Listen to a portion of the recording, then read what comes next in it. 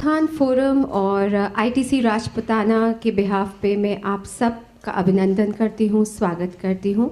आज हम एकत्रित हुए हैं डेजर्ट सोल की अगली श्रृंखला के लिए and we are very thrilled to have two shining stars of not even our country but with worldwide recognition. A huge round of applause.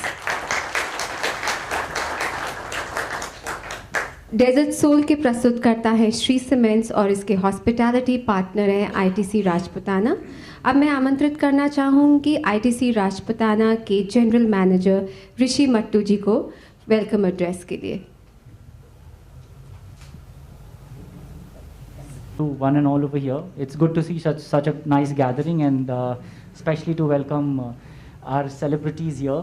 And I hope this is a good, interesting session, and another one of Rajasthan Forum. Thank you all for being here. Rishi ji, as I said that we are very thrilled to have two shining stars with us. Please allow me a moment to formally introduce Bharat Ratna Bhargav ji. हम सब जानते हैं कि भारत रत्न भार्गव जी is a renowned theatre professional having over 40 years of teaching and writing experience in multiple fields of theatre, including literature and broadcasting. He is an established critic and a recognized scholar on Natya Shastra and the Indian theatre. He has acted, directed many plays and has translated, adapted numerous Sanskrit and other regional languages plays into Hindi. The award list is very, very long. दोनों का bio मेरे पास है और मैं समझ नहीं पा रही हूँ किसमें कितने शब्द कम है, because again, you know, the award list of both these stars is amazing. At present, I'd really like to mention that he is working with visually impaired children for theatre in Jaipur. Many, many best wishes, sir. Most welcome, sir. In conversation, we have our own Rajasthan Forum member, Ila Arunji. Ila ji, thank you so much for taking the flight from Mumbai and being here for this conversation. And हम सब जानते हैं that she's an Indian actress, a TV personality, Rajasthani folk pop singer. I think a name that is synonymous to folk music in India. And we are extremely thrilled. I'd also like to mention that you know, His Majesty King Harald V of Norway had conferred the Order of Merit Knight First Class on Ila ji for her outstanding work in promoting Norwegian culture in India. We are very proud of this fact, and again, as I said that, you know, the award list तो बहुत ही लंबी है, मैं ज़्यादा समय नहीं लूँगी. बहुत बहुत धन्यवाद, बहुत बहुत स्वागत आपका. समय की, क्योंकि मेरी आवाज़ आ रही है ना? ठीक है, नहीं तो मैं कॉर्डलेस हूँ. मुझे जब ये कहा गया कि भारत भाई साहब के साथ बातचीत करनी है, तो मैंने सोचा कि फोरम का पहली बार मुझे फ़ायदा मिला कि मैं इनके साथ बैठ सकूं और बात करूं. हमारी रिश्तेदारी बहुत पुरानी है और मैं ये सोच रही थी, इन्होंने एक बार मुझे इशारा भी किया कि दिल्ली से फ़ोन आया कि इला, तुम मेरे को बहुत अच्छी तरह जानती हो, पर तुम्हें शायद ये नहीं पता है कि इतने साल में मैं क्या कर गुजरा हूँ, तो तुम पढ़ना चाहोगी? मैंने कहा भाई साहब, मैं आपसे सवाल तो कर ही नहीं सकती हूँ, मैं आपके साथ बातें करूँगी, आपसे कुछ सीखूँगी और यादों के गलियारों में जाएंगे जहाँ आप जयपुर के रंगमंच की बात करें. और मेरा इनका साथ इतना लंबा है, कभी ये मेरे बाप बने हैं, कभी मैं इनकी रानी बनी हूँ और ये मामूली राम रहे, कभी मैं मालकिन बनी हूँ, कभी ये मेरे डायरेक्टर बने हैं, कभी ये लेखक बने हैं, और सबसे बड़ी बात है कि ये अद्वितीय पर्सनैलिटी के मालिक भाई साहब हैं. फिर भी मैंने सोचा कि बात करने के पहले मैं अपने ही शब्द ना भूल जाऊं, तो 4 लाइनें मैंने लिखने की धृष्टता की है. सुमधुर स्वभाव, विलक्षण प्रतिभा, सधी हुई लेखनी, अति नाटकीय ठहाके, ज्ञानमय चक्षु, इसके आगे क्या बोले ये अनपढ़ भिक्षु. भिक्षा ददामी, भिक्षा ददामी, भिक्षा ददामी. तो मैं इनको प्यार से, पहले जब इन्होंने कहा कि हम वहाँ नाट्य कुल में, मैं 10 साल से यहाँ पे इतना विशेष काम कर रहे हैं, फिर मैं एक बार भाई साहब से मिली तो दाढ़ी तो लंबी होती जा रही थी तो मैंने इनको वाल्मीकि कहना शुरू किया। फिर परसों मेरा ख्याल आया कि वाल्मीकि तो शुरू में डाकू ही थे, तो इन्होंने क्या करा, अब इनकी वाइफ पहली इस पर बैठी हुई हैं, जवानी में इन्होंने बहुत सी लड़कियों का दिल चुराया है, उस पर डाका डाला है, तो ये वाल्मीकि तो वाल्मीकि अगर मैं कह दूं तो धृष्टता नहीं। फिर सूरदास भी नहीं कह सकती हूँ, क्योंकि ये जो काम कर रहे हैं, सूरदास जी अपने पैदा होने के साथ ही अंधे थे। भाई साहब ऐसे लोगों के साथ काम कर रहे हैं जिनकी की जो कि दृष्टि विहीन है, पर उनके अंदर चक्षु जगाने वाले, उनके विजन के साथ विजन मिलाने वाले, और एक ऐसा काम कोई सोच नहीं सकता है कि ज़िंदगी को त्याग करके फिर वो आ करके 10 साल से यहाँ पर ऐसे लोगों को साथ काम कर रहे हैं। ये विचित्र बात है और ये सराहनीय बात है। फिर भी मैं सोच रही थी आगे क्या बोलूं, तो आगे कहना था कि देखिए ये वो भारत रत्न है कि जिसके कि पूत के पाँव पालने में पिताजी ने पहचान लिए थे। वो जानते थे कि देखिए अवार्ड तो कई बार क्या होता है कि आदमी कितना भी अच्छा क्यों ना हो, थोड़ी बहुत सिफारिश, थोड़ी बहुत जान पहचान भी बढ़ानी पड़ती है। तो उनके पिताजी ने पैदा होते ही सोचा इसका नाम मैं रखूंगा भारत रत्न। नाम मैंने दे दिया, काम अपने आप बोलेगा। तो काम इनका बोल रहा है, भाई साहब कर रहे हैं। तो आज मैं भाई साहब के साथ मेरा क्या रोल होगा ये सुनिए आप। नसीम आगे आओ, हमारे पुराने दोस्त, प्लीज अकोमोडेट नसीम। तो भारत भाई साहब जो हैं उनके बारे में मैं ये कहना चाहूँगी कि जितना भी कम बोला जाए उतना ही अच्छा है। पर मैं क्या रोल कर रही हूँ भाई साहब, तो ये नाट्य शास्त्र से जुड़े हुए हैं। तो आप भरत मुनि का नाम सबने सुना है, पर भारत मुनि का नाट्य शास्त्र क्या है वो भारत मुनि स्वयं बताएंगे। और मैं जो हूँ, जैसे कि पारंपरिक नाटकों में हुआ करता था कि सूत्रधार आता था, एक प्रस्तावना कर दी, उसके बाद बीच में एक टिप्पणी, अगर दृश्य परिवर्तन होता है या अंतराल होता है तो बीच में आ जाएगा। मैं बोलूँगी नहीं क्योंकि टाइम कम है, ही मस्ट स्टॉप। या फिर अगर लोक नाट्य के हिसाब से चलें तो मैं रंगला रंगली में से रंगली हूँ। कभी भी कोई बेतुका बिना सर पैर का अगर सवाल करना होगा तो मैं आ जाऊँगी। ठीक है भाई साहब, तो अब आप बोलिए और आप बताइए कि ख़ास फोकस जो है वो मेरे ख्याल से भाई साहब यादों में जाएं, जयपुर की रंगमंच की बात करें। आपने इतना कुछ जयपुर के रंगमंच को दिया है, इतने हमारे बड़े बड़े साथी चले गए हैं, जो भी आप कहना चाहें वो आप बात शुरू करें।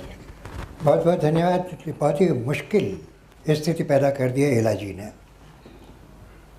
अपने यादों के बारे में, अपने पुराने काम के बारे में, अपने सहयोगियों के बारे में उतने प्रामाणिक तरीके से कहना ये ज़रा थोड़ा दिक्कत तलब है। बहुत अच्छी बात है कि हम तो यहाँ बैठे हैं, लेकिन हमारे सामने भी कुछ ऐसे लोग हैं जो बहुत शुरू से हमसे जुड़े हुए रहे हैं। मैं एक बात कहना चाह रहा हूँ, मैं बहुत ही अपने आप को भाग्यवान समझता हूँ कि इला जी के साथ बातचीत करने का मौका मिला है, इसलिए कि जयपुर रंगमंच में ये बहुत ही ताज्जुब की बात है। संयोग कहिए या कुछ भी कहिए, जयपुर रंगमंच में पदार्पण हम दोनों का एक ही नाटक में एक ही निर्देशक के अंतर्गत हुआ, आज से लगभग 45 या 50 साल पहले। उस वक्त ये हाई स्कूल में शायद 9th के स्टूडेंट थे। आप ज़रा सोचिए, मैं आपको बतलाना चाह रहा हूँ, अगर आप मुझे मौका दें तो याद दिलाऊं। ये ऐसी गलत चीज़ याद कर बताने वाले मैंने बार बार इनसे कहा ये मत बताइएगा, पर ये वहीं पे अटक गए। इसमें मैंने एंट्री ली थी जूनियर आर्टिस्ट की तरह से। तो बताइए भाई साहब। मित्रों, मैं ये तो आपको पता ही है, शायद ज़्यादातर लोग जानते हैं कि नाटक में मैं बाद में आया, लिखने पढ़ने से ताल्लुक़ था मेरा। और मोहन भाई, ओम शिवपुरी, अरुण माथुर ये बहुत रेडियो पे ये नाटक, विशेष नाटक करते थे, हम कॉलेज के ज़माने में साथ साथ थे। जब मोहन भाई NSD से आए वापस कोर्स करने के बाद, तो चाह रहे थे कि कहीं से उन्हें समर्थन सहयोग मिले। तो राजस्थान संगीत नाटक अकेडमी, उस वक़्त संपूर्णानंद जी राज्यपाल हुआ करते थे। अब आप अंदाज़ा लगा लीजिए कितने वर्ष पुरानी बात है। और उनके बेटे सर्वदानंद राजस्थान संगीत नाटक अकेडमी के अध्यक्ष थे। जब मोहन भाई गए वहाँ कुछ मदद वगैरह के लिए, तो उन्होंने कहा मेरा नाटक आप करेंगे तो आपको पैसे की कमी नहीं होगी। अब मोहन भाई बहुत ही परेशान हुए कि मैं जो नाटक करना चाह रहा हूँ वो मुझे करने नहीं दिया जा रहा, और इस तरह की शर्त। आपस में बैठ करके बातचीत करने लगे। मोहन भाई ने कहा कि अगर हमें कुछ नाटक में परिवर्तन करना है कि अगर आप इजाज़त दे दें तो बहुत अच्छी बात है। तो उन्होंने बड़ी खुशी हुई, मेरा नाटक होगा। उन्होंने कह दिया हाँ। मोहन भाई से मेरे जो संबंध थे वो कविता के और रेडियो के नाटक लिखने पढ़ने के संबंध थे। तो मुझसे कहा कि भारत ऐसी बात है, इतनी ऐसी अपॉर्चुनिटी है, तो उनका एक नाटक है, वो चाहते हो करें। नाटक कौन सा है? नाटक भूमिजा है। भूमिजा, अच्छा, रामायण की कथा, राम और सीता की कथा, भूमि कन्या सीता की कथा। मैंने कहा क्या कर रहे हो? अरे उन्होंने अपने को इजाज़त दे दी है चेंज करने की। अच्छा तो ठीक है, हम करने लगे दोनों। अब शीर्षक रखा, पात्र वही, चरित्र वही, और एक जगह जो नया इंटरप्रिटेशन था मोहन भाई का, वो ये था कि लव कुश ने जो अश्वमेध यज्ञ का घोड़ा है उसको पकड़ लिया है, और भरत और लक्ष्मण की जो सेना है उसका संहार कर देते हैं। और वहाँ भरत इस नरसंहार पर प्रश्न करते हैं लक्ष्मण से और राम से कि ये क्यों। ये बहुत ही सामयिक स्थितियों के साथ जोड़ने वाला था, और हमें लगा कि इस नाटक के माध्यम से हम कहानी चेंज नहीं कर रहे हैं, और उसमें ये एक बहुत ही सार्थक तत्व तलाश कर रहे हैं। तो ये जब यहाँ तक लिख लिया गया था, ये सीन कि नरसंहार हो गया है और भरत प्रश्न कर रहे हैं, लक्ष्मण वहाँ हैं युद्धभूमि में, और राम से प्रश्न कर रहे हैं कि नरसंहार क्यों। ये क्या यश की लिप्सा के कारण इतने सेना का नरसंहार किया? इसकी क्या तार्किकता क्या है? यश की लिप्सा के लिए किस कारण से हुआ? तो ये जो दृश्य था ये बहुत महत्व, that was the key scene of the play. बहुत लगातार हम रेडियो स्टेशन से निकलते थे, नीरोज में बैठते थे, कुछ लिखते थे और फिर रिहर्सल होता था। मैं बार बार सीन चेंज कर रहा था, सीन बन नहीं रहा था। हम एक दिन जब जा रहे थे तो मोहन भाई ने बहुत ही, जो कॉलेज के ज़माने में जिस तरह के हंसी मजाक होते हैं, उन्होंने एक चुटकुला छोड़ दिया, और मैं बहुत हंसी के लिए बहुत बदनाम था, अट्टहास के लिए। चलिए। तो वो उनका मजाक सुनकर मुझे ज़ोर की हंसी आई। उन्होंने मेरा हाथ पकड़ लिया, भारत यहाँ से करेंगे सीन शुरू। कहा कैसे? तो फिर उन्होंने ज़रा बतलाया, और फिर मैंने वो सीन लिखा। अब मैं जिस सीन लिखा, तो मैं तो लिख रहा था नाटक, एक्ट नहीं कर रहा था। ये जो सीन भरत की भूमिका जो कर रहे थे हम, वो अब नहीं हैं, उनका नाम लेने की ज़रूरत नहीं है, इनको याद होगा।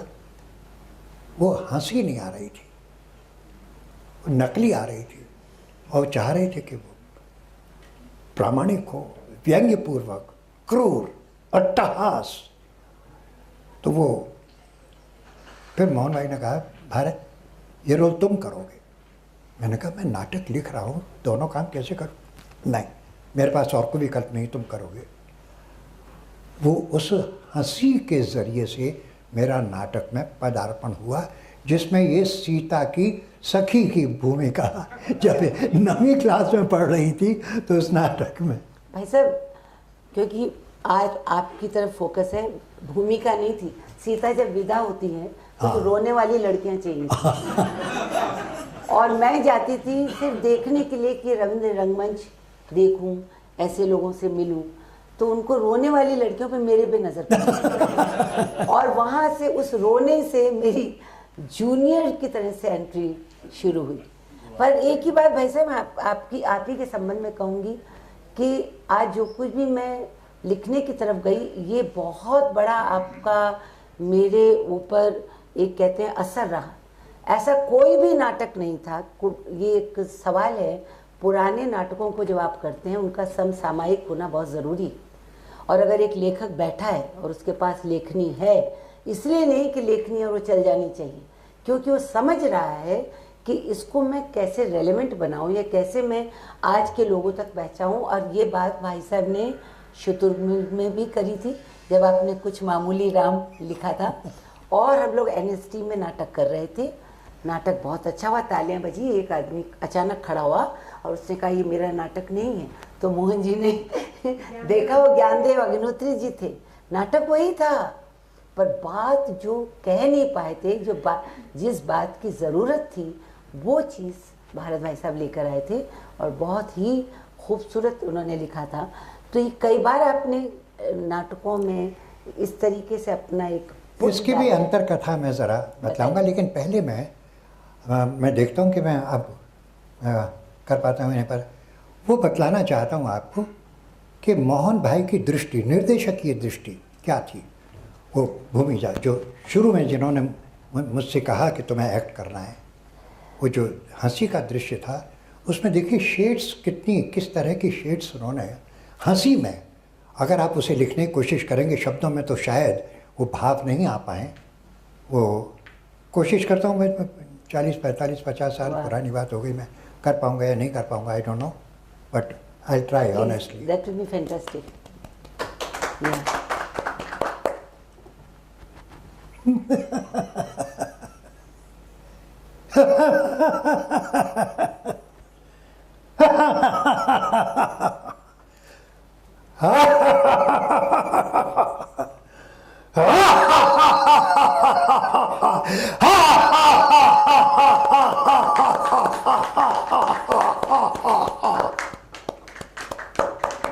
और वहाँ लक्ष्मण एक तरह से उन्हें रोक करके, और ये जो दृश्य था वो नर्स मतलब लाशें गिरी हुई हैं और वहाँ, और उस वक़्त ऊर्जा भी ज़्यादा थी। उसके बाद मोहन भाई और हम, ये जो इन्होंने बात कही है शुतुरमुर्ग की, ये नाटक ब्रेख्तियन शैली जो आज बड़ी पॉपुलर हो रही है, मोहन भाई ने पहली बार जयपुर रंगमंच में ब्रेख्तियन शैली का उपयोग किया था। और उसमें भी वही ज्ञानदेव अग्निहोत्री का नाटक था, और उनसे उन्होंने परमिशन ले ली थी चेंज की, और भारत उनका ऐसा साधी था कि अब हम जब करने लगे तो उसमें कोरस भी बहुत ही विलक्षण, उसके शायद नसीम भी थे, नसीम को याद हो। ये है एक शुतुर नगरी जिसकी जनता और नहीं कुछ, एक भीड़ गूंगी बहरी। कुछ मामूली राम अभी तक समझ न पाए इनकी बात, जिनके कारण पूरा शासन बिल्कुल है बेफिक्र निढाल। आँख खुले तो सोचे समझे लिख डाले इतिहास नया। कैसे याद आ गया पता नहीं, क्या बात आओ हम सब, कुछ ऐसे था। राजा है जनता का सेवक, हाँ राजा भरता है गरवा बाबा। राजा है जनता का सेवक या कि खून का सौदागर, सिंहासन का पाया पकड़े चलता फिरता आडंबर। कुछ मामूली हम ललकारे इनको, समझ न साए इनकी बात। इनमें कब, हाँ कुछ आंखें हैं डरी डरी, इनमें कब सुर्खी आएगी जो आंखें, वगैरह वगैरह। तो मोहन भाई की हमारी जो इक्वेशन थी वो बहुत ही ज़बरदस्त थी और उसमें हमें आनंद आता था। एक ताज्जुब की बात, अच्छा इसके बारे में एक बात और, जब ये अलकाई साहब को मालूम हुआ, मोहन भाई ने बताया कि ब्रेख्तियन शैली में किया है, तो उन्होंने हमें इनवाइट किया मेघदूत में। ये नाटक वहाँ NST में हुआ। वासुदेव सिंह जी राजा थे, हाँ है ना, वहाँ सक्सेना साहब भाषण मंत्री, हाँ तो ज्ञानदेव ने जो इन्होंने बताया, विजय बकाया विदेश मंत्री, हाँ बीच में उठ गया कि ये मेरा नाटक नहीं है। और फिर बड़ा विवाद हुआ। फिर अलकाजी साहब ने अगले दिन अपने घर पे एक मीटिंग जिसमें मोहन राकेश, नेमी जी, ज्ञानदेव अग्निहोत्री, राजेंद्र पाल, बहुत सारे लोग थे।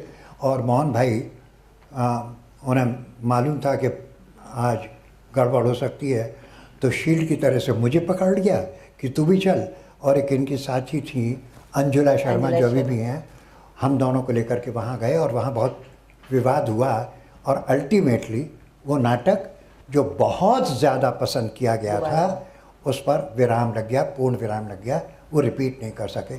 उसके बाद हमने समझ लिया, मोहन भाई ने भी, मैंने भी, कि किसी लेखक के नाटक के साथ इस तरह का खिलवाड़ नहीं करना चाहिए।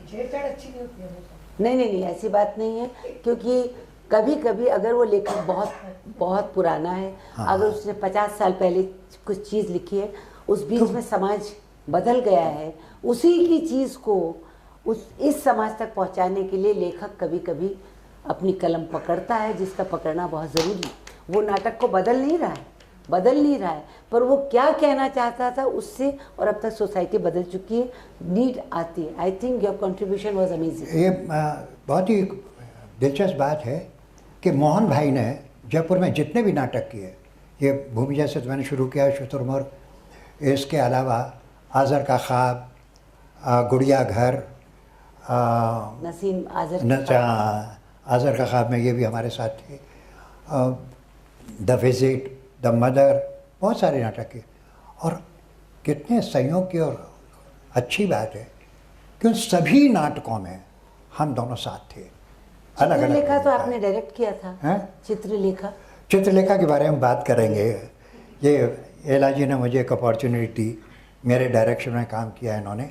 एक दो चीज़ें और भी जयपुर के रंगमंच के संदर्भ में। ये इम्पॉर्टेंट बात ये कि वो जो माहौल था वो इतना अद्भुत था। एक मैं एक छोटी सी घटना बतलाता हूँ। तो शुरू में मैं डायरेक्ट तो करता नहीं था, मोहन जी चले गए थे दूरदर्शन पर।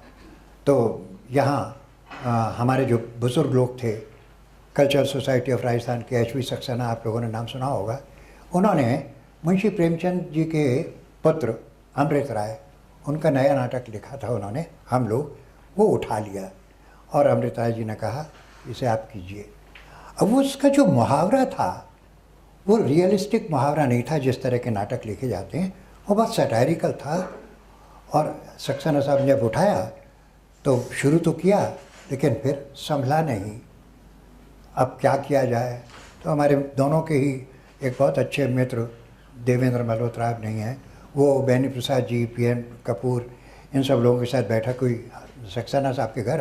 तो इन्होंने कहा कि भारत को पकड़ो डायरेक्शन के लिए, वो अगर तैयार हो जाए तो शायद। अब जब उन्होंने मुझसे, उससे पहले मैंने डायरेक्ट नहीं किया था, तो मैं तो नर्वस हो गया। तो मैंने कहा कि अगर मैं नहीं कर पाया तो भाई मुझे माफ़ करना, बीच में आरोप मत लगाना, लेकिन मैं पूरी ईमानदारी के साथ करूँगा। मैंने उसके मुहावरे में जो व्यंग्य था उसको करना शुरू किया। सक्सेना साहब उसमें खुद नाटक में एक्ट कर रहे थे, द डायरेक्टर जो मुझसे बड़े जी, वो एक्ट कर रहे थे और वो पूरा सपोर्ट कर रहे थे। उसमें बहुत सारे लोग इस वक्त, जैसे वासुदेव भट्ट, सत्यनारायण शर्मा, हनुमान शर्मा, बहुत सारे लोगों ने, अजय कार्तिक जो उनका बेटा था, जय रूप जीवन, उन लोगों ने पहली बार उस नाटक में काम किया और वो नाटक बहुत ही सफल रहा। उसमें आए, इन्होंने, सक्सेना साहब ने बुलाया अमृत राय जी को, नेमी जी को, मोहन भाई को, रविंद्र मंच पर बैठक हुई और फिर मेरा हौसला बना निर्देशन के लिए कि हाँ। तभी क्या हुआ, मैं एक विशेष बात और बताना चाह रहा हूँ। दिल्ली में हमारे मित्र थे बालस्वरूप राही, बहुत अच्छे पोएट। तो भगवती चरण वर्मा का उपन्यास है चित्रलेखा, आप में से पढ़ा होगा, कुछ लोगों ने, उस पर फिल्म बनी थी वो भी देखी होगी।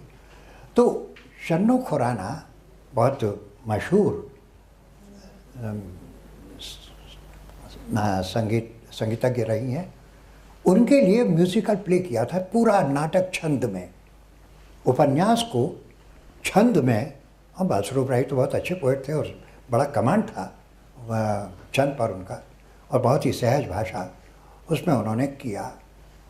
बहुत अच्छा हुआ, बहुत कारण जी ने उसमें सहयोग दिया था, लेकिन म्यूजिकली वो जितना रिच था। तो ये राय भाई से बात हो रही थी, मैंने कहा राय भाई इसमें बस ये संगीत के दृष्टि से तो लाजवाब था, वाह वाह वाह, लेकिन इसमें जो द्वंद्व था कुमारगिरी का, बीजगुप्त का और उनके बीच चित्रलेखा का, उसकी जो कश्मकश है, उसका जो नाटकीय उद्वेलन है, वो पूरी तरह उभर के नहीं आया। उन्होंने कहा आप कीजिए। मैंने कहा वाह, ये कोई बात हुई? फिर उन्होंने कहा नहीं तुम करो। तो शुरुआत हुई इस तरह से, किसी रेडियो नाटक की तरह से हम उसका जो नाटकीय भाव है उसको कविता में चेंज नहीं करेंगे।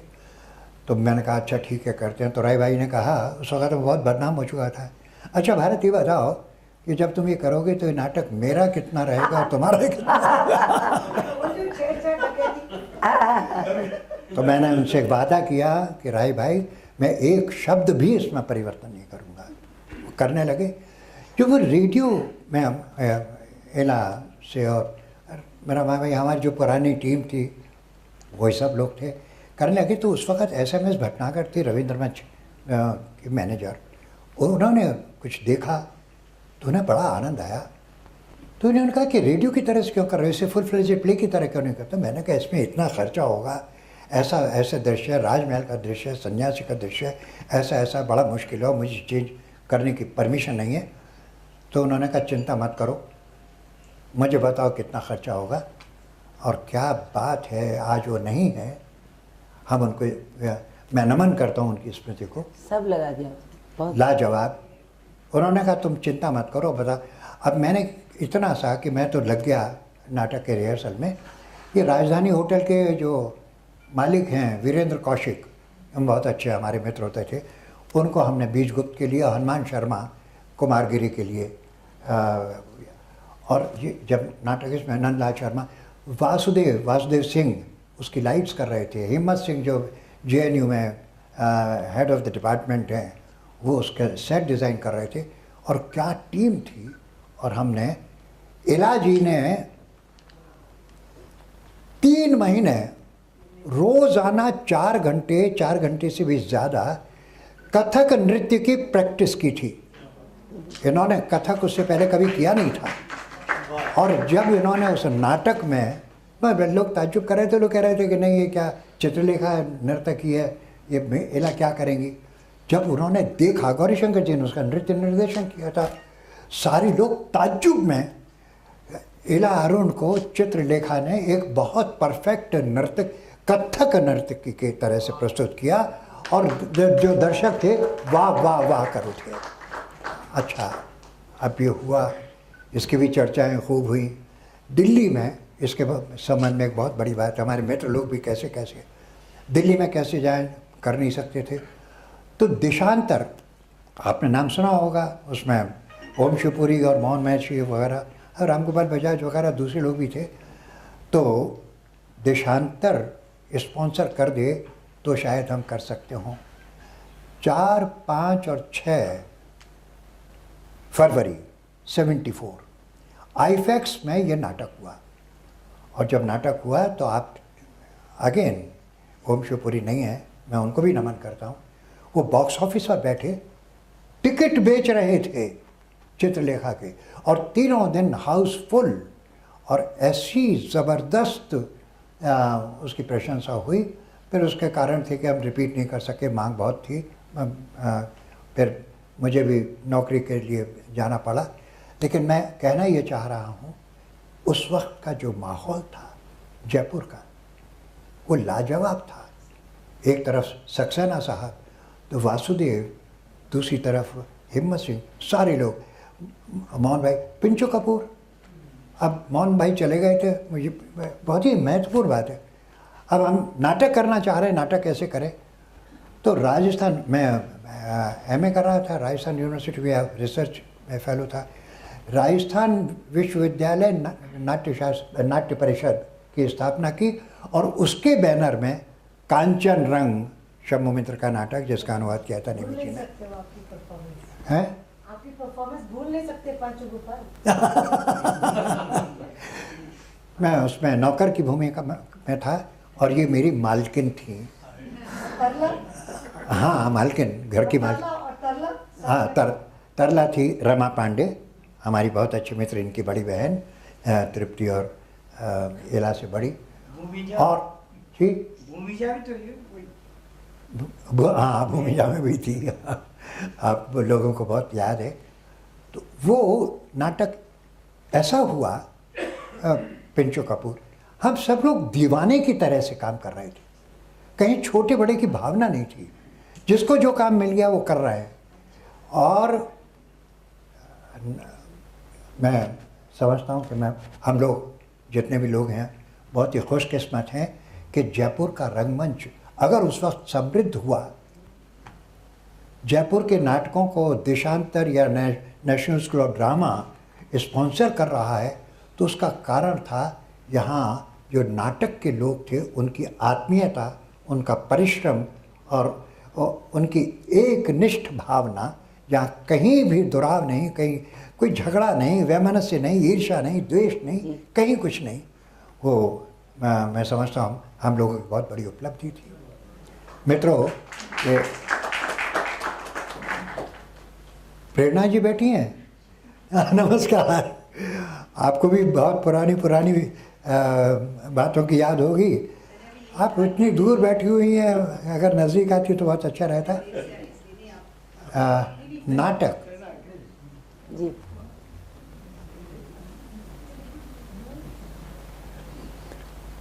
एक बहुत बड़ा चेंज जयपुर में तो रंगमंच हुआ। फिर एक मैं अपनी कमज़ोरी मैं स्वीकार करता हूँ कि मैं निरंतर लेखन या नाटक वो नहीं कर पाया, और मैंने एक समझौता किया, नौकरी कर ली। और नौकरी ये बहुत ही ख़तरनाक चीज़ है। नौकरी पहले एमए करने के बाद मैं जिस तरह से भी गोपाल दास जी को याद करता हूँ, मैं बीकॉम किया था, मुझे एमए में एडमिशन नहीं मिल रहा था, उन्होंने मुझे इंस्पायर किया, मैंने बीए किया और बीए करके फिर मैंने एमए में एडमिशन लिया। एमए में मैं फर्स्ट डिवीज़न सेकंड पोजीशन आया और मुझे नौकरी मिल गई लेक्चरशिप की। और फिर लेक्चरशिप की नौकरी का जो खून ज़ुबान पे लगा तो नाटक छूट गया। फिर वहाँ से फिर मैं प्रोग्राम एग्जीक्यूटिव होकर के ऑल इंडिया रेडियो चला गया। ऑल इंडिया रेडियो से फिर वही ये आदमी की कमज़ोरी होती है, सब समझौता करता है तो कोई अंत नहीं। रेडियो से बीबीसी के बाद फिर वहाँ से आने के बाद संगीत नाटक एकेडमी, डिप्टी सेक्रेटरी।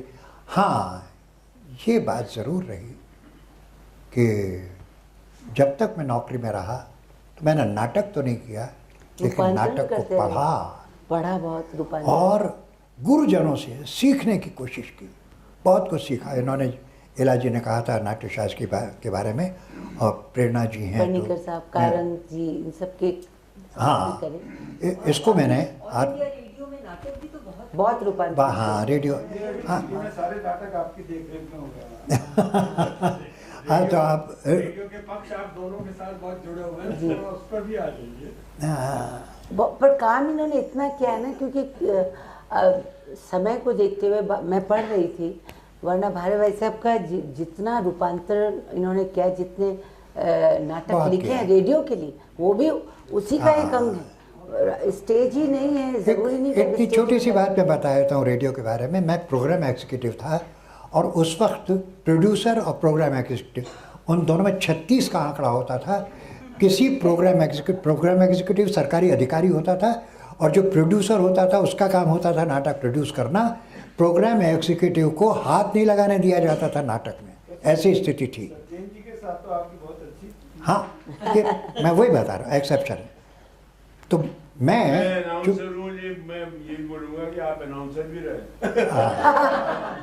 और ये भैया इतनी सारी बात हैं। नसीम भाई, शुरुआत अनाउंसर से ही की थी, कैजुअल अनाउंसर, उसके बाद स्क्रिप्ट राइटर, उसके बाद में फिर बांसुरी वाला जोक भी मुझे याद है। बांसुरी का जोक बहुत अच्छा बताइए ना। बांसुरी का जोक मैं पूछने वाली, पीतल की बांसुरी इनको बताना पड़ेगा। पीतल की बांसुरी तो अभी तक वहाँ बज रही है। ये ऐसे प्रसंग हैं मेरे जीवन के शरारती प्रसंग, उनसे भी वो सीखते प्रसंग ही हैं। आपको मालूम है ना, बताइए ना भाई साहब, जिनको नहीं मालूम है कि बांसुरी वाला छोटा सा, तो बता दीजिए आप, रेडियो का दृष्टांत है, अच्छा है, वरना सुना दीजिए। सुना दीजिए प्लीज। ज़रा थोड़ी झिझक होती है नहीं, क्यों जी? अपनी मूर्खताओं के बारे में बात करते हुए, अपनी शरारतों के बारे में बात करते हुए, लेकिन फिर भी आप बिहार शर्मा से ड्यूटी हो इस तो क्या हुआ था, मैं उस वक्त अनाउंसर था टेप, और समय नहीं नहीं नहीं, बहुत समय आपके लिए। हाँ, तो उस वक्त ये जो आजकल डेक वगैरह हैं वो नहीं थे। हमें नेक्स्ट प्रोग्राम क्यू करने के लिए टेप वही बोल थे, उसको रिवाइंड करना पड़ता था, नया टेप लगा करके तुरंत, और 3-3 मिनट के बिट्स होते थे, 3 मिनट में उसको रिवाइंड करके नया टेप लगा के सुन करके क्यू करके और फिर ब्रॉडकास्ट करना पड़ता था। तो मैं कर रहा था, समय बहुत कम था, तो क्या हुआ, वो डबल स्पीड पे हम चेक करते थे। तो मैंने चेक किया, दूसरा टेप लगाया, वो था जगदीश बर्मन, हमारे बहुत अच्छे आर्टिस्ट थे, उनकी बांसुरी का, वो लगाया, क्यों किया, देख लिया, और टाइम लाल सुई चल रही है, जैसे ही हुआ अनाउंसमेंट करना है तो मैंने फेड इन किया और अनाउंसमेंट करना शुरू किया। अनाउंसमेंट के तुरंत बाद ही मुझे फेड इन करना था प्रोग्राम। अब मैं वो डबल स्पीड से सिंगल स्पीड करना भूल गया या जो भी कुछ। अब वो जब प्रोग्राम शुरू हुआ तो तर तर तर तर तर तर तर तर तर तर तर तर ऐसे बांसुरी बज रही थी। मैंने उसे इसके बाद ये ऑन कर दिया मैंने, और स्टूडियो नहीं लिया, तो मुझे पता नहीं कि एयर पे क्या जा रहा है। मैंने दूसरा जो प्रोग्राम था वो टेप किया और क्यू कर दिया और निश्चिंत बैठा। इतनी देर में जो ट्रांसमिशन एग्जीक्यूटिव थे, जो सुन रहा था, वो उन्होंने एंटर किया बहुत इत्मीनान से। अब वो डबल स्पीड बज रहा है, ट्रांसमिशन एग्जीक्यूटिव और मैं वहाँ हूँ। तो उन्होंने कहा कि कौन सा प्रोग्राम चल रहा है, क्या कर रहा है। मैंने टेप निकाल कर बतला दिया, क्यू शीट ये दिस। तो ये जगदीश बर्मन का बांसुरी वादन, हाँ वही चल रहा है। इसकी आवाज़ कुछ ऐसी आ रही है। अब आई एम सो सॉरी, याद करता हूँ उसमें गोपाल दास जी ने बहुत डांटा था मुझे। तो मैंने कहा ये पीतल की बांसुरी बजा रहा है। लेस की तो गए, फिर सही किया, फिर विलंबित।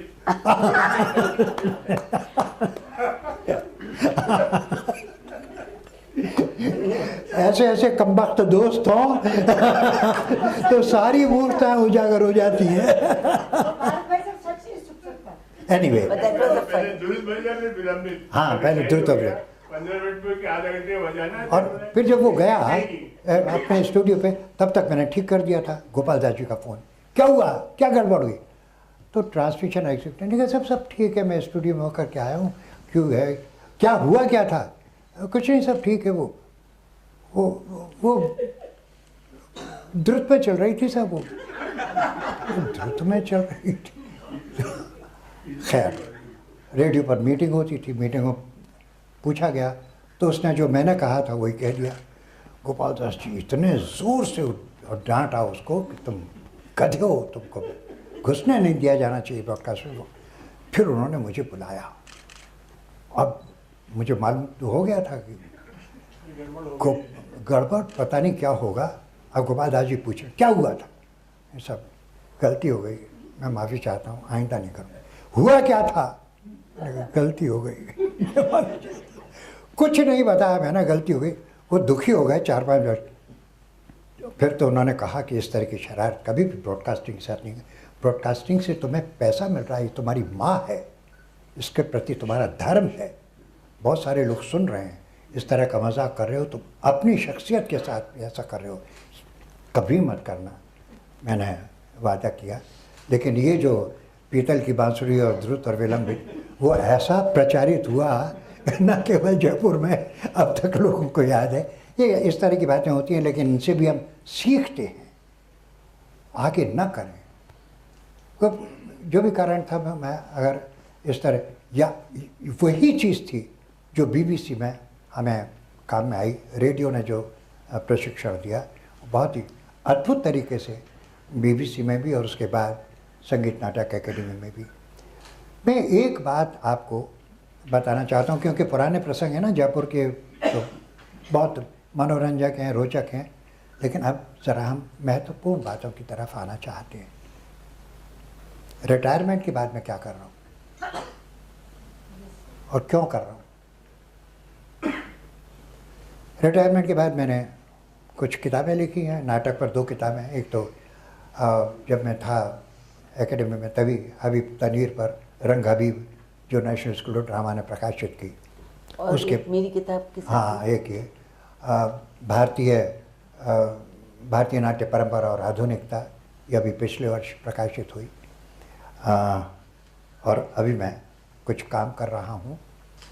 मैंने भास के, महाकवि भास के 13 नाटक, उनके कुल 13 नाटक हैं, उन 13 नाटकों का पद्यानुवाद वो किया है। उसका कारण क्या है?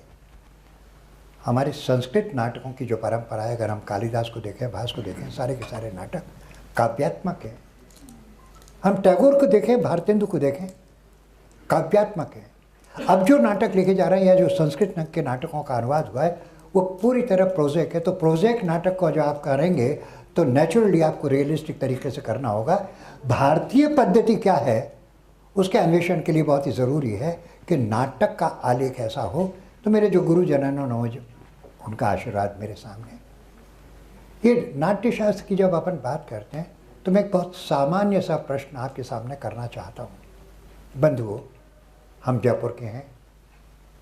जयपुर का शास्त्रीय संगीत, वाह वाह वाह, सारी दुनिया में जयपुर घराना, और उसमें भी मांड अलग है और ध्रुपद धमार अलग है और बहुत सारी चीज़ें हैं, लेकिन शास्त्रीय संगीत तो जयपुर का वाह। और शास्त्रीय नृत्य,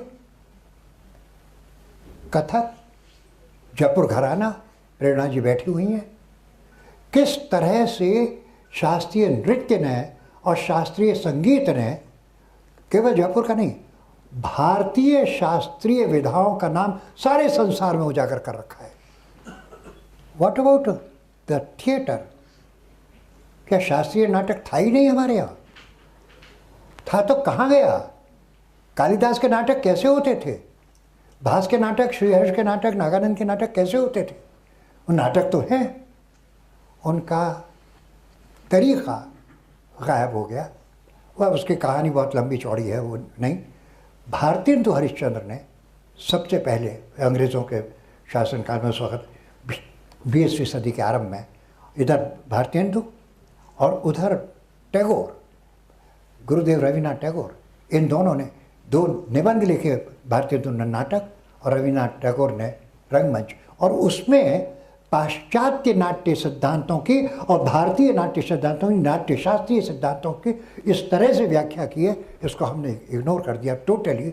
और फिर 50 साल के बाद उधर शंभु मित्र ने रवीन्द्रनाथ टैगोर के नाटकों को मंचित करके फिर से पुनर्प्रतिष्ठित करने की कोशिश की। हबीब तनवीर ने जो भारतेंदु हरिश्चंद्र की जो लोकधर्मी धारा थी उसको पुनर्स्थापित करने की कोशिश की। कावलम नारायण पन्नीकर ने किया, कारंत जी ने किया, रतन थीयम लगातार कर रहे हैं। इन लोगों के नाटकों की वजह से शास्त्रीय नाटक के वो तत्व फिर से सामने आने लगे हैं।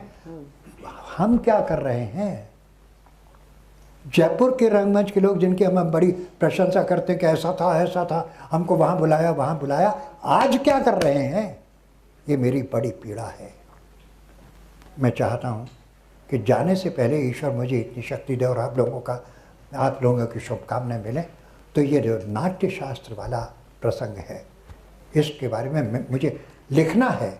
मैं बहुत गुरुजनों से मुझे बहुत कुछ मिला, शंभुदास से, हबीब साहब से। आप ऐसा क्यों ना करें कि जब आप करना चाहते हैं और सारी विधाएं और कलाएं यहाँ मौजूद हैं, शास्त्रीय संगीत वाले भी कथक कि आप बाकायदा नाटक लिखें, विवेचना ना करें। क्योंकि क्या ऐसे नाटक की आवश्यकता है जो संपूर्णता में उस शैली को उभार करके दोबारा लाए।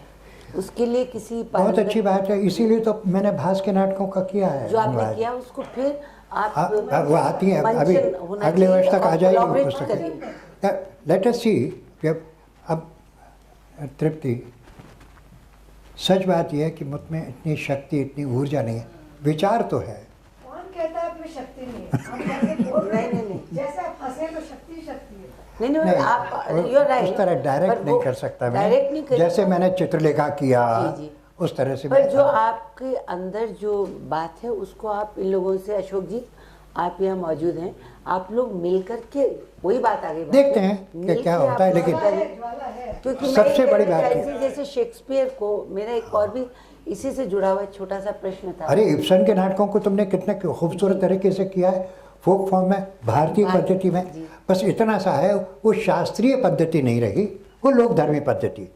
एलाजी ने बहुत काम किया है, अब बहुत सारे लोगों ने काम किया है। पर यहाँ मौजूद हैं इतने सारे लोग, तो आप कर सकते हैं, वो नाटक आप करिए। मैं दर्शक दीर्घा से सिर्फ ये आगे की बात है, अभी तो मैं ये दर्शक बतला। दीर्घा से सिर्फ ये कह सकती हूँ कि जो जितने भी वृद्ध और सीनियर सिटीजन्स जिन्होंने थिएटर में काम किया, वो बरगद के पेड़ को लेके और फिर इसी तरह से शास्त्रीय नाटक खड़ा करें, और जितने लोग आपके साथ पुराने थे सबको इकट्ठा करें, मजा आ जाएगा, और रविंद्र मंच में जान फूके। देखिए, इसीलिए मैंने एक बहुत बड़ा आयोजन किया था यहाँ, और जिसमें कहीं सरकार से पैसा नहीं मिला था। रंग पन्नीकर जी के 7 नाटकों को, उनके पूरे ग्रुप को बुलाया, हाँ। यहाँ ठहराया। आप भी आई थी उसमें सेमिनार में, और क्या सेमिनार था, नेशनल सेमिनार था, जिसमें कमलेश दत्त त्रिपाठी, रतन थियम, वामन केंद्रे, शायद ही कोई ऐसा महत्वपूर्ण डायरेक्टर हो जो जिसको बुलाया गया और नहीं आया हो। और बहुत अच्छी चर्चा हुई, बहुत अच्छी। उसका प्रयोजन ये था कि लोग देखें, समझें कि शास्त्रीय नाटक में अलग अलग लोग किस तरह से कर रहे हैं, और उनकी नकल नहीं करें, वहाँ से प्रेरणा लेकर के अपना मुहावरा साबित करें। इसी तरह मेरी इच्छा है, बहुत प्रबल इच्छा है, कि मैं अगर मौका मिला मुझे, तो रतन थियम जी के नाटकों का, 7 नाटकों का एक यहाँ पर जयपुर में एक नाट्योत्सव किया जाए। फिर एक बार नाट्य शास्त्र के बारे में बातचीत की जाए, उनके नाटकों के बारे में, जिससे यहाँ के रंगकर्मियों को और कुछ देखने का, समझने का मौका मिले कि जिस शास्त्रीय नाटक की बात कर रहे हैं वो पुस्तकीय चीज़ नहीं है। नाट्य शास्त्र व्यावहारिक है, प्रायोगिक है। उसे किस तरह प्रयोग में लाया जाए आज के संदर्भ में। रतन थियम के नाटक चक्रव्यूह, ये उत्तर रामचरित, अज्ञे का नाटक, काव्य उत्तर प्रियदर्शी को क्या किस रूप में जो आप प्रश्न कर रही थी उसका उत्तर मैं नहीं दे सका, लेकिन अपने जो बड़े लोग हैं उन्होंने दिया, वो सारी दुनिया में प्रशंसित है। तो चाहे शेक्सपियर का मैकबेथ हो, क्या लेडी मैकबेथ के चरित्र को, वाह वाह वाह। मेरे पास समय नहीं है। क्या ये आपने सही कहा, समय नहीं है, और आपके पास इतना कुछ बताने के लिए जिसके लिए यहाँ पे अखंड भारत भाई साहब को सुना जा सकता है। पर सबसे संवेदनशील काम जो आप खुद कर रहे हैं, जो आपने ये नाट्यकुल चलाया है, उसके बारे में मैं कुछ जानना चाहूँगी। और जो क्लिपिंग आप लाए हैं कि वो बहुत ही, ये छोटा सा मैं इसकी रूपरेखा ज़रा सी बता देता हूँ आपको। जहाँ मैं रह रहा हूँ वो प्रकाश जी कोठारी, आप में से कुछ लोग जानते होंगे, हीरक व्यवसायी हैं बहुत। मैं पहले किराए की जगह लेकर के और काम कर रहा था। उन्हें जब बहुत मेरे पुराने संबंध उनसे, उन्हें जब मालूम हुआ तो उन्होंने मुझे बुलाया कि अब क्यों किराया दे रहा है, मेरे पास इतनी जगह है, यहाँ पे रहिए और काम कीजिए। 10 वर्ष हो गए मुझे कोठारीगढ़ में रहते हुए। तो मैं शुरू में अनाथ बच्चों के साथ काम कर रहा था, फिर उसमें कुछ कारण हुए चले गए। उन्होंने मुझे सजेस्ट किया, वो मुझे अभी भी एक आदर सूचक शब्द से संबोधित करते हैं, गुरुजी। मैंने कभी पढ़ाया था उनको, गुरुजी आप नेत्रहीन बच्चों के साथ नाटक करना चाहेंगे? मैंने कहा नेत्रहीन बच्चों के साथ नाटक? अरे नाटक तो विजुअल आर्ट है, जो विजुअली इम्पेयर्ड है उनके साथ नाटक कैसे होगा, क्या करेंगे? तो फिर मैंने सोचा कि लेट्स ट्राई, एक्सपेरिमेंट करते हैं, फेल हो जाएंगे तो हो जाएंगे। और तो राजस्थान नेत्रहीन कल्याण संघ यहाँ गनगौरी बाज़ार में नेत्रहीन बच्चों की बहुत बहुत पुरानी संस्था है, 50 साल पुरानी संस्था, उसमें उनका परिचय था, उन्होंने वहाँ परिचय कराया। वहाँ पर हमने नाटक की रिहर्सल करना शुरू किए और एक नई कोड लैंग्वेज कि बच्चे मंच पर कैसे आएंगे, मंच पर आएंगे तो जगह जहाँ उन्हें अभिनय करना है वो कैसे तलाश करेंगे, कि लाइट्स आ रही हैं, लाइट्स को कैसे फेस करेंगे, जाएंगे एग्जिट कहीं ऑडियंस की तरफ तो नहीं चले जाएंगे, गिर जाएंगे। तो हमने एक लैंग्वेज उनके साथ साथ शुरू की, म्यूज़िकल साउंड, एक नेपथ्य में बैठे हुए मंजीरा बजा रहे हैं तो दर दर दर दर दर दर दर जल्दी चलो, दर दर दर दर रुक जाओ, ढोलक पर अलग अलग तरीके से मंच पर रस्सी चिपका दी जिससे बच्चा पैर से समझ सके कि लोकेशन क्या है। अब हमने 3 नाटक किए, एक नाटक नहीं, 3 नाटकों के बहुत छोटे छोटे अंश में हम आपको दिखलाते हैं। ये कौन सा है राजीव, ज़रा आइए। सबसे पहले अगर आप ठीक समझे तो नंदन कथा का वो दृश्य जहाँ बच्चा अकेला बच्चा है,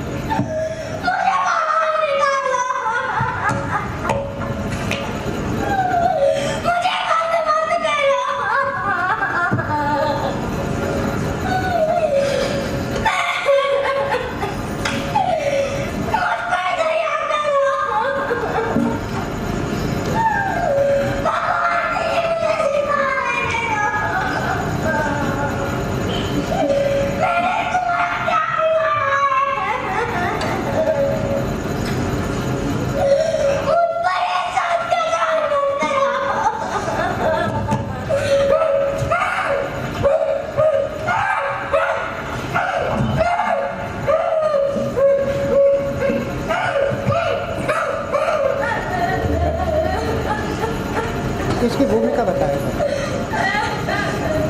ये बच्चा घर में नेत्रहीन बच्चा पैदा हुआ है, माँ बाप ख़ास तौर से शादी ब्याह में जा रहे हैं और बच्चे को घर में बंद करके चले आते हैं। वो घर में बंद है, लॉक्ड है, और वो लॉक्ड, अब वो ज़मीन जहाँ उसका कमरा है उस कमरे को खोलने की कोशिश कर रहा है। अगर नाटक आप देखते तो दृश्य अच्छी तरह समझ। अब वो कैसे उसी जगह में जाएगा और रोना, बच्चों, अरे इन बच्चों को रोना नहीं आता, सहमते हैं, खुल कर के बात नहीं कर सकते, हंसना तो आता ही नहीं है इनके साथ काम करते हुए। और ये दृश्य में छोटा सा नाटक है, ये दर्शकों को तड़पा देता था, इस बच्चे की जो पीड़ा है। इस तरह कोई दूसरा एक कोई और ये बिल्कुल नेत्रहीन बच्चा है। बहुत अच्छा कॉन्सेप्ट। एक जश्न ईद का बतलाइए ज़रा कुछ। प्रेमचंद की कहानी ईदगाह, उसका मैंने रूपांतर किया था। गंगारी में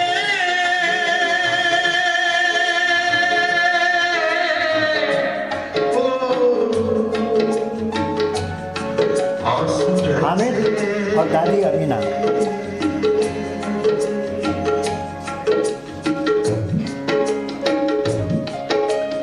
हामिद को देनी थी, हामिद को देनी थी, घर में भी ईद मनानी, घर में भी ईद मनानी, रखे पैसे 5 जेब में ईद मनाने को, पैसे 3 दिए हामिद को मेले में जाने को, पैसे 3 दिए हामिद को मेले में जाने को। बूढ़ी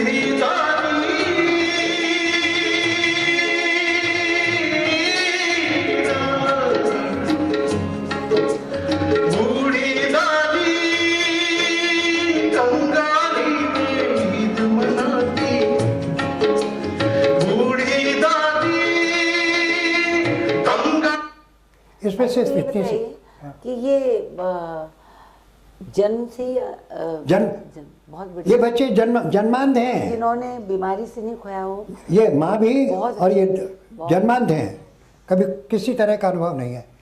और जो घर है दादी का घर, वहाँ पर कैसे जाएंगे, कैसे तलाश करेंगे, तो हमने इसके लिए डिवाइसेस तलाश की। अब बतला देता हूँ, पैर से रस्सी टेप लगा दी है, उन्हें बतला दिया, कहीं गोल घेरा बना दिया है, कहीं फूल बना दिया है, कहीं चौकोर है कि चौकोर जगह तुम्हारी है, यहाँ आओगे, चलो प्रैक्टिस करो। वो पहचान जाते हैं बड़े अच्छे तरीके से, वहाँ शुरू हो जाते हैं। अब म्यूज़िक के ज़रिए से साउंड्स इनके लाजवाब होती हैं। साथ आ रहे हैं तो कंधे पर हाथ रख के आ रहे हैं, जहाँ कहीं दिक्कत नहीं। लेकिन जब इंडिविजुअल हो जाते हैं तब क्या करें। एक छोटा सा दृश्य बतला रहा हूँ आपको। या इसी नाटक में हामिद चिमटा खरीदता है और सब सारे बच्चे कहते हैं कि क्या चिमटा खरीद के लाया। वो हामिद कहता है कि मेरा बहादुर चिमटा और ऐसा है और ऐसा है, सारे लोगों को निरुत्तर कर देता है, तुम अपना भिष्टि तो दिखाओ। और सारे बच्चे कहते हैं कि हमें भी देखने दे तारा चिमटा, हमें भी देखने दे। और वो कहता है अच्छा पहले चिमटा जिंदाबाद नारे लगाओ। अब वो जो हामिद है उसने चिमटा खड़ा कर रखा है और सारे बच्चे घेरे हुए हैं, घेरा तो बना लिया उन्होंने हाथ से। अब वो हामिद का चिमटा जिंदाबाद ये नारे लगा रहे हैं, और जब तक वो चिमटे की तरफ आंगुली उठा करके नहीं करेंगे तब तक केंद्रित कैसे होगा। सारे के सारे लोग चिमटे की तरफ आंगुली कैसे उठाएंगे नाटकीय बनाने के लिए। मित्रों, ये सूझबूझ वो हमारे गुरुजनों ने दी। वो जो हामिद है उसके एक हाथ में चिमटा है और दूसरे हाथ से चुटकी बजाता है वो। तो चुटकी की आवाज़ सुन करके तो सारे के सारे लोगों को पता पड़ता है यहाँ से आवाज़ आ रही है, सब आंगुली उठाए थे। इस नाटक को जब सबसे पहले देखा, दर्शकों में से कुछ होते हैं मंचले, उन्होंने कहा ये चीटिंग है, ये दर्शक ये अंधे हो ही नहीं सकते, इतना परफेक्ट टेक्निक नहीं हो। मैंने और कुछ नहीं किया, कर्टेन कॉल में उनको माइक दे दिया, पूरी लाइव थी। और जब उन्होंने देखा कि किस तरह माइक दे रहे हैं इस और वाकई में नहीं है, तो उसके बाद जो स्टैंडिंग ओवेशन था उससे बच्चों को। दोस्तों, ये मेरे पास समय बहुत कम है। ये दूरदर्शन में ये संगीत नाटक अकेडमी रिटायरमेंट के बाद जो मैंने प्रयोग किए हैं, वो प्रयोग मुझे बड़े प्यारे लगते हैं, बहुत अच्छे लगते हैं। मैं चाहता हूँ कि उसे कंटिन्यू करें। Unfortunately I don't have that kind of team. ऐसा नहीं है मेरे साथ काम करने वाले लोग नहीं हैं। यहाँ प्रीति दुबे भी बैठी हुई है और अशोक भाई बैठे हुए हैं, बहुत सारे लोग हैं, लेकिन उनके अपने अपने क्षेत्र हैं। ये मुझे लगता है कि मैं अपने साथ लेकर के चला जाऊंगा तो बहुत गड़बड़ होगी। इसी तरह लिखने का बहुत सारी चीज़ें हैं। इलाज ने बिल्कुल ठीक कहा, बहुत सारी चीज़ें हैं, मेरे पास वक्त बहुत कम है, कैसे करूंगा। आप लोगों की शुभकामनाएं। मुझे ये भी लगता है कि कभी आप लोग ज़्यादा जानते हैं कि फोरम की तरफ से भी 3 दिन की वर्कशॉप ऐसी हो जो ख़ास तौर से जो लोग प्रैक्टिस कर रहे हैं वो इनके साथ मिल करके इस बात को समझें और विधा को आगे बढ़ाएं। I think that can be fruitful thing. आज तो आपने सिर्फ सुना और उनको सुनना, मैंने पहले कहा कि इतना समय काफ़ी नहीं है, पर ये यादें हैं, ये इनका लगाव, ये इनकी अपनी जन्मभूमि से, नाटक से, रेडियो से, तो ये वाकई में जो इतना चाहे भास पे काम किया, चाहे इन लोगों के साथ काम किया। अशोक जी, जिम्मेदारी आप पे ज़्यादा है क्योंकि जो लोग यहाँ हैं। तो इससे पहले सेशन ख़त्म हो, मैं ये भी बताऊंगी कि कुछ चीज़ें तो मैं, सुषमा जी पहली सीट पे बैठ गई, वरना मैं बता रही थी कि कविता से इनकी ज़िंदगी में कौन कौन आया, कैसे कैसे आया। कविता खुद नहीं, अभी तो पेंटिंग खुद आई। इनकी ज़िंदगी में बहुत कविताएं और गीत जो हैं, कविता पढ़ के बिस्तर बोरिया लेके चले आए। पर इन्होंने मुझे कहा कि तुम ऐसी कोई हरकत मत करना जिससे बात गड़बड़ हो जाए। तो मैंने कहा भाई साहब आपने भीड़ के छत्ते में हाथ डाला है, मतलब मधुमक्खी के। बोले नहीं, मेरा हाथ ही खुद छत्ता था, मधुमक्खियाँ खुद आ जाती हैं। So he is still naughty. But मैं सुषमा जी से ये कहूँगी कि ये बहुत लकी हैं और वो भी बहुत लकी हैं कि जीवन में जो इन्होंने सहयात्री चुना, वो खुद इतनी संवेदनशील पेंटर हैं। पहली हमारी जब जान पहचान हुई थी उस समय मैंने इनके हाथ का बनाया कटहल खाया था सूखा, वो आज तक उसका जायका है। She is a beautiful painter an artist herself, और ये जुगल जोड़ी सलामत रहे और इसी तरह से ये लोग अच्छा काम करते हैं। मैं अंत में आप भी कुछ कहना चाहिए? एक दो बंधुओं, मैं बहुत ही अपने आप को सौभाग्यशाली समझता हूँ। ख़ास तौर से राजस्थान फोरम ने ये जो आयोजन किया, मुझे मौका दिया, बहुत सारे उद्गार जो मैं कहीं कह नहीं सकता, लिख नहीं सकता, बता नहीं सकता, उन सबको प्रकट करने का अवसर मिला। मैं हृदय से आभार व्यक्त करता हूँ राजस्थान फोरम का, और ख़ास तौर से सर्वेश्वर जी का।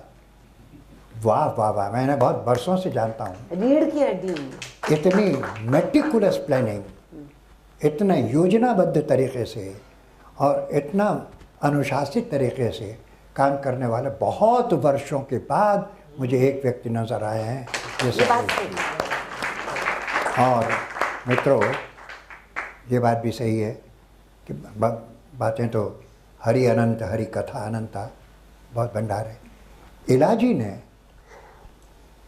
जब ये मालूम हुआ कि इस तरह का प्रोग्राम करना चाह रहा है राजस्थान फोरम, तो कितनी उदारता सदाशयता से ये कहा कि भारत भाई साहब को इंटरव्यू मैं करूँगी, भारत भाई साहब के साथ बातचीत मैं करूँगी। ये मेरा स्वार्थ था ना? ये नहीं, मेरा था। हम दोनों चलिए लड़ेंगे, किसका था? तो बहुत बड़ी बात, इतने वर्षों के बाद। And she is a celebrity. पता नहीं कितने कितने लोगों के साथ का फिल्मों में। मुझे श्याम बेनेगल जी बम्बई में, वहाँ मुझे मौका मिला तो जयपुर का मैं ये जान कर के उन्होंने 2 लोगों का नाम लिया कि मेरी टीम में 2 जयपुर के लोग हैं जिनको मैं बहुत प्यार करता हूँ। एक है देवेंद्र मल्होत्रा, दूसरी हैं इला अरुण। श्याम बेनेगल की कितनी फिल्मों में इन्होंने काम किया। आप ज़रा देखिए कितना ज़बरदस्त कंट्रीब्यूशन रहा है। अब कई सारे प्रसंग हैं। रैना वाला प्रसंग तुम्हारा इब्सन के नाटक वाला, वो भी मुझे याद है। तो जिस तरह से मैं हबीब सक्सेना साहब वाली बात कर रहा हूँ, बिल्कुल पैरेलल इनका अनुभव कि रैना के साथ रैना सारा सहयोग देने को तैयार है। इब्सन का नाटक वर्ल्ड कॉन्फ्रेंस में होने वाला है। निसार अल्लाना हैं, इनसे कह रहे हैं कि नाटक कीजिए, आप डायरेक्ट करेंगे। इनको नर्वसनेस हो रही है कि कैसे करूँगी, और के रैना कहते हैं चिंता मत करें, I am with you, I am behind you, do it. और कहीं कोई श्रेय नहीं। क्या बात है। क्योंकि इन्होंने HP सक्सेना साहब की बात बताई थी कि कितनी देर तक वो ये कहते रहे कि नाम तुम्हारा ही जाएगा, और वो कह रहे थे डायरेक्टर आप हैं। पर वो एक ज़माना था, वो एक परंपरा थी कि नाम का कोई भूखा नहीं था, हर आदमी काम कर रहा था। आप अपने आप में अगर एक सहारा देते हैं तो वो बहुत बड़ी बात होती है। एनीवे भाई साहब, आज मिलके आपसे बहुत अच्छा लगा। और आप तो हमेशा बहाने बनाते हैं। जब मैं इनको फ़ोन करती हूँ कि इनको बात नहीं करना होता है तो मेरे को मैं डर जाती हूँ। भाई साहब क्या हुआ? मैं क्या बताऊँ इला, आज देखिए सुबह से चौकन्ने। अरे भाई तुम बताओ कि मैं सचमुच मेरी तबीयत खराब होती है तब कब तो वो सिर्फ आपको बुलाने के लिए और मेरे सिर्फ बातें सुनने के लिए। But his laughter gives me lot of energy and we have been friends for decades now। और वो कंटिन्यूशन अरुण का और भारत भाई साहब का भी, चाहे BBC हो चाहे लंदन हो, तो सब जगह ऐसा ही रहा।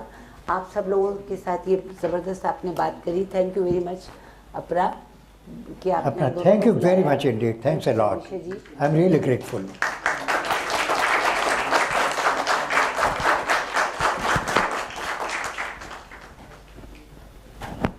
I am speechless. इतनी बढ़िया आप लोगों ने बातचीत करी, ऐसे लगा कि हम ड्राइंग रूम में बैठे हैं और किस्से कहानी सुन रहे हैं।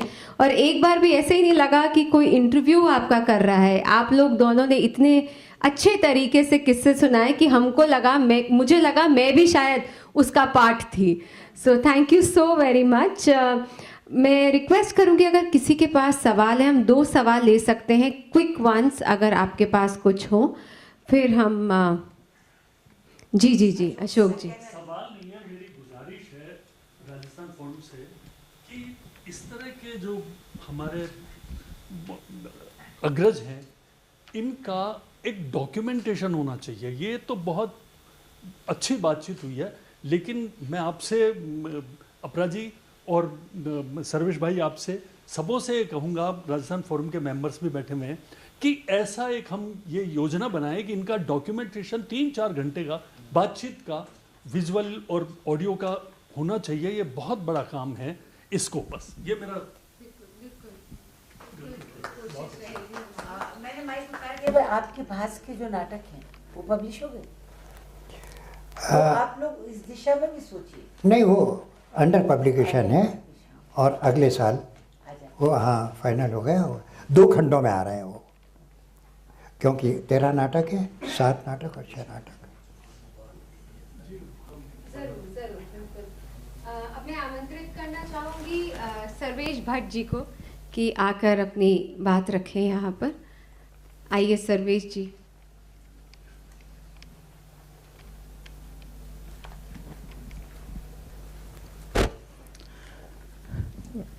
इस गुणीजनों की महफिल में जिस तरह से गुण सूत्रों का मंथन हुआ आज, वो अद्भुत है अपने आप में।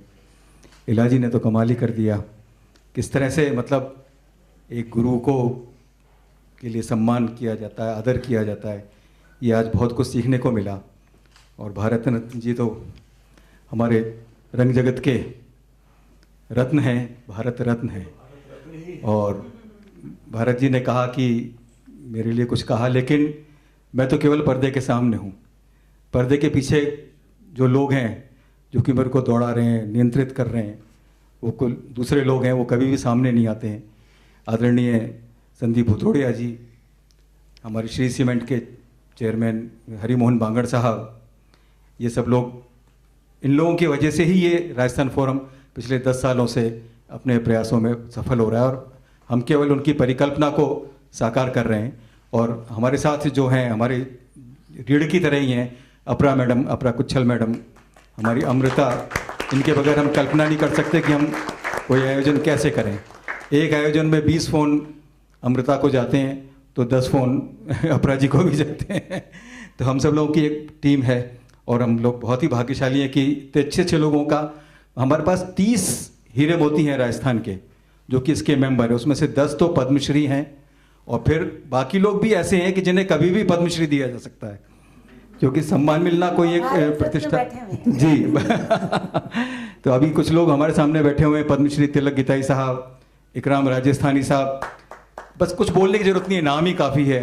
नंद भारद्वाज जी, अशोक राही जी, संजय कौशिक जी, संगीता जुनेजा जी भी आई थी शायद, पीछे कुछ लोग बैठे हुए हैं, संगीता जुनेजा जी बैठी, मंजरी महाजनी जी कथक में, हमारे सब लोग। तो इस तरह से सारे फील्ड के कला, साहित्य, संस्कृति, और अब इसमें हमने स्पोर्ट्स को भी जोड़ दिया है। प्रेरणा शेमाली जी, और प्रेरणा शेमाली जी भी हमारी बहुत जल्दी हमारे मेंबर की ही तरह हैं, क्योंकि प्रेरणा जी के बारे में बताऊंगा मैं आपको कि ये फाउंडर मेंबर थी हमारी, पर जब ये दिल्ली में थी तो कुछ ही व्यस्तता के कारण ये कंटिन्यू नहीं कर पाई, और अब वापस से राजस्थान फोरम से बहुत जल्दी जुड़ने जा रही हैं, क्योंकि अब ये जयपुर में है और काफ़ी टाइम दे पाएंगी। तो इस तरह से ये बड़ा संगम है अद्भुत कलाओं का, और उसमें स्पोर्ट्स भी जोड़ लिया, जिसमें कि अपूर्वी चंदेला और देवेंद्र झाझड़िया को हमने जोड़ा है इसमें। और सब लोग अपनी अपनी सुविधा के हिसाब से हर इवेंट में आते हैं और सबका बहुत सहयोग रहता है। इन सब के मार्गदर्शन से ही, हम लोग तो केवल एग्जीक्यूटर्स हैं, बाकी योजना इन सब लोग मिलकर बनाते हैं, और हम जैसा इनसे निवेदन करते हैं उसमें ये लोग और इजाफा करते हैं।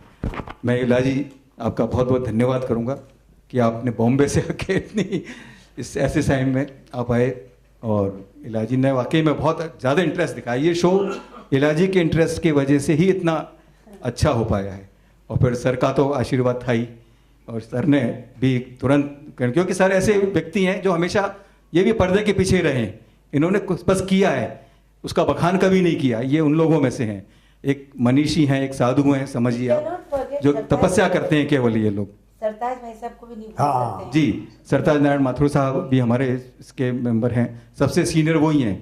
87 में रन कर रहे हैं सरताज माथुर साहब, और बुद्धि से एकदम अभी भी जवान हैं और बिल्कुल नए नए बच्चों को तराश रहे हैं, तैयार कर रहे हैं। तो ऐसे ऐसे लोगों का संगम एक बनाने का हमको मौका मिला राजस्थान फोरम, और मैं आप सबका बहुत बहुत धन्यवाद अदा करता हूँ। और मैं अंत में, हमारे बीच में बहुत ही वरिष्ठ प्रसारण कर्मी नसीम ज़ेब साहब मौजूद हैं, उनसे आग्रह करूँगा कि वो आएँ और कलाकारों को एक छोटा सा स्मृति चिन्ह भेंट करें।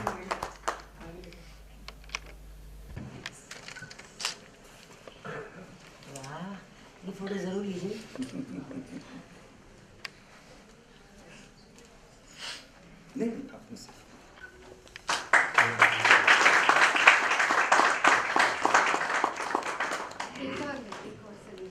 एक और है जो मुझे दी जाएगी, जो आप देंगे।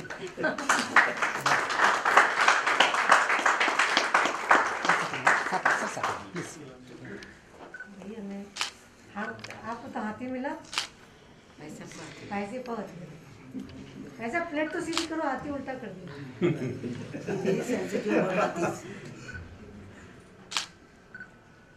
Thank you.